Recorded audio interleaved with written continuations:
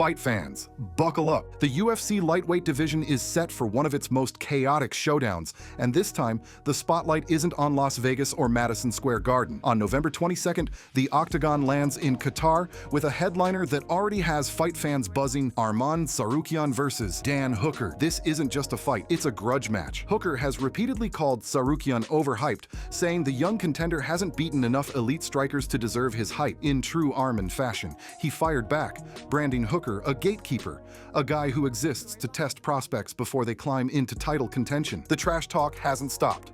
On social media, Hooker's been mocking Tsarukyan's grinding wrestling-heavy style, calling it boring hugs on the canvas. Tsarukyan snapped back, promising he'll ragdoll Hooker in Qatar and send him packing back to New Zealand.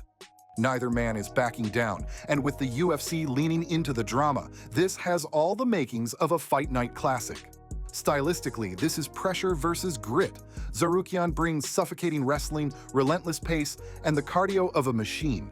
Hooker thrives in chaos. The guy's nickname might as well be the War Machine. He's gone toe-to-toe with Dustin Poirier, Paul Felder, and Michael Chandler, producing some of the bloodiest, most thrilling fights in recent memory. Hooker's chin, heart, and sheer stubbornness have turned him into a fan favorite. But here's what makes this fight even bigger: Qatar.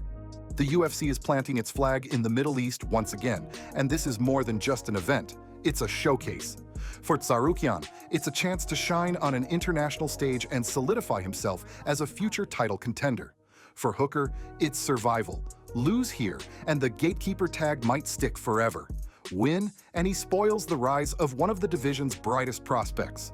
Either way, November 22nd is shaping up to be pure chaos, and fans wouldn't have it any other way. Before we go further, hit that subscribe button so you don't miss daily fight news. From Qatar, we move to chaos training. Cory Sandhagen, preparing for his fight at UFC 320 against cardio machine Merab decided to throw out the playbook. Instead of hiring sparring partners, Sandhagen held an actual casting call. That's right, he auditioned fighters. But not just anyone could make the cut. Applicants had to agree to insane requirements: diving headfirst into frozen lakes, rattling off 30 non-stop takedowns, and randomly sprinting mid-round to mimic Merab's unpredictable pace. It was part fight camp, part circus act. Footage of the tryouts looked like a reality show. Sandhagen watched as hopefuls gasped for air, collapsed on mats, or struggled to meet the bizarre demands. Fans on social media couldn't believe what they were seeing. Some praised him for creativity, while others said it was unnecessary showboating. But Sandhagen's logic is simple. Merab is chaos incarnate. If he can survive weeks of controlled insanity in training, he'll be ready for the storm inside the octagon. This isn't just fight prep, it's an audition for madness. And in a division stacked with killers, innovation might be the only edge. Next, let's talk about a former champ who may finally be hanging up the gloves. Luke Rockhold has had a storied career, capturing titles in Strikeforce and the UFC. But at Misfits Boxing 22, he suffered a brutal knockout at the hands of Darren Till, and afterward he posted, "It's time to work on my golf swing." Fans immediately speculated about retirement. Rockhold, now 40, has taken heavy damage in recent years. When Ariel Helwani asked him point-blank if this was the end, Rockhold dodged, but admitted he can't keep taking shots like this. He's already done it all: karate combat, boxing, even bare knuckle. The question isn't if he can fight, it's whether he should. But Rockhold wasn't done. He lit up BKFC president David Feldman, accusing him of manipulating weight negotiations to favor Mike Perry, and called bare knuckle a dumb man's sport. He tore into the ring design, saying it forces sloppy brawls instead of technical fights, and dismissed the competition level as scrubs. That didn't sit well with everyone. Hector Lombard, who competed in BKFC, hit back on Instagram. He told Rockhold to stop disrespecting combat sports and reminded him that he's been a multi-organization champion, proof that he should be celebrating his career, not tearing others down. So where does Rockhold stand? On one hand, he's a decorated champion with nothing left to prove. On the other, his reputation risks being remembered more for bitterness than belts. From champion to critic, has Rockhold already thrown in the towel? From retirement talk to family drama, Rampage Jackson has opened up about one of the most shocking stories of the year: the incident involving his son, Raja. At a Canucks Pro Wrestling event, Raja attacked Syko Stu so violently that he left him with fractured jaws, head trauma, and missing teeth. The video spread like wildfire. Fans, fighters, and media piled in, with many calling for Raja to face legal consequences. Rampage, usually a joker, turned deadly serious in a new interview. He admitted Raja went too far, but claimed Stu provoked it by smashing him with a real beer can. He also dropped a bombshell. He's not speaking to his son right now. Rampage said Raja dishonored the family name, endangered his siblings, and crossed a line that even a father can't ignore. The fallout has been brutal. Rampage revealed his family has received racist threats, hate-filled messages, and even threats against his other kids. He blasted the media for twisting the story, leaving out key details and fueling the storm.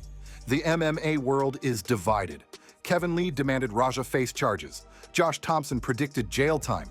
Sean Strickland, meanwhile, argued Raja needs rehab, not prison. Syko Stu has been released from the hospital but is considering legal action.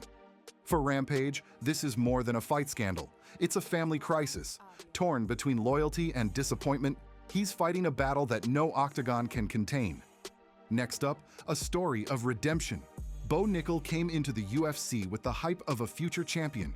A three-time NCAA wrestling champion, fans and media pegged him as unstoppable.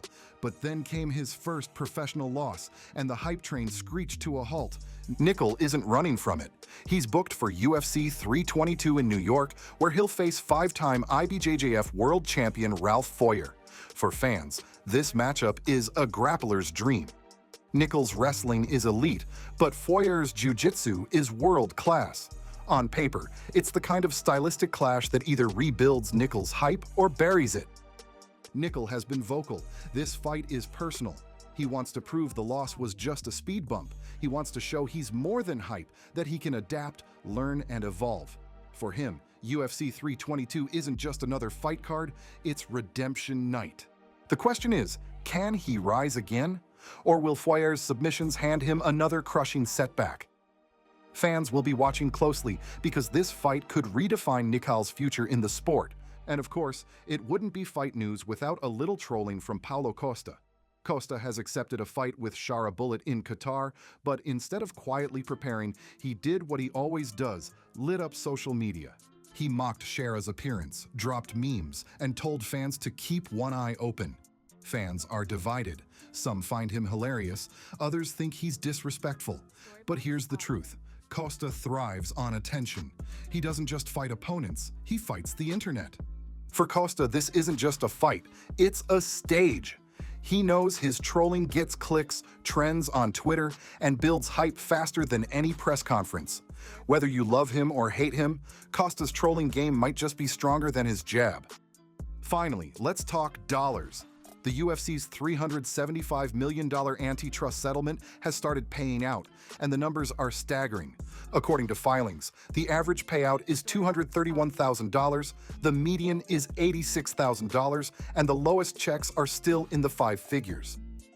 But the big headline is Anderson Silva, set to pocket more than $10 million. The formula is simple. Fighters get 32.7% of their bout compensation during the class period, plus a flat $14,179 per fight. For veterans who felt underpaid for years, this isn't just a paycheck, it's validation. Fighters are calling it life-changing money. Some are planning retirements, others will invest. For many, it's simply catching up on years of underpayment. But the bigger story? This proves fighters have leverage when they stand together. The settlement didn't just cut checks, it sent a message. So let's wrap it up. Tsarukyan and Hooker are set to settle their beef in Qatar on November 22nd. Sandhagen is turning fight camp into a circus. Rockhold may be putting down the gloves. Rampage is wrestling with family heartbreak. Nickal is chasing redemption. Paulo Costa is back to trolling. And UFC fighters are finally cashing life-changing checks from a $375 million payout.